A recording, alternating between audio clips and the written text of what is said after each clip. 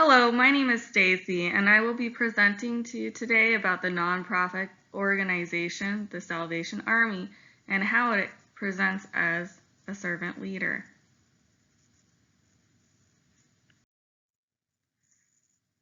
The Salvation Army is a servant leader to their members and the community within the United States and worldwide. Their core beliefs, history, and the community services build the foundation for their servant leadership. The Salvation Army is a Protestant Christian church serving since 1865 and an international charitable organization. The organization has over 1.7 million members consisting of soldiers, officers, and volunteers. The Salvation Army is present in 131 countries, running charity shops, operating shelters for the homeless, and disaster relief and humanitarian aid to developing countries. The mission of the Salvation Army, an international movement, is an evangelical part of the Universal Christian Church. Its message is based on the Bible. Its ministry is motivated by the love of God. Its mission is to preach the gospel of Jesus Christ and to meet human needs in His name without discrimination. The founders sought to bring salvation to the poor, destitute, and hungry by meeting both their physical and spiritual needs. William Booth, the founder, abandoned the concept of the traditional church pulpit in favor of taking the gospel of Jesus Christ directly to the people. Walking the streets of London, he preached to the poor, the homeless, the hungry, and the destitute. The Salvation Army is a worldwide Christian church. Salvation Army helps in disaster relief, provides shelter, cures hunger,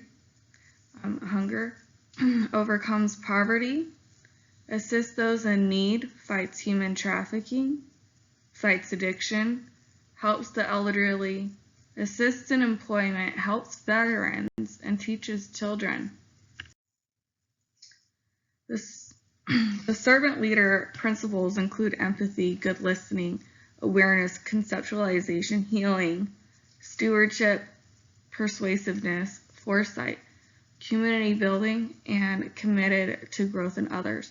The Salvation Army presents all of these within their organization. Empathy for those who are in need, the stewardship to help others, having foresight and conceptualization and how to tackle and assist in disaster relief, builds communities and growth in others through assisting in living and education. Servant leadership qualities that the Salvation Army has. They create a workplace culture with an environment that serves a higher purpose. People yearn to have a positive impact to the world versus money and bonuses. There are two main elements that brings purpose to the workplace. Visionary, which is leadership, and implementation, which is servant. With a compelling vision and direction in place, goals and strategic initiatives, this can be viewed as part of a higher purpose. From there, the implementation element of servant leader calls for flipping the traditional hierarchy pyramid.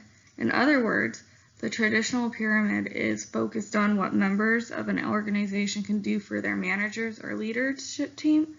When the pyramid is flipped, employees become responsible rather than responsive to their leaders.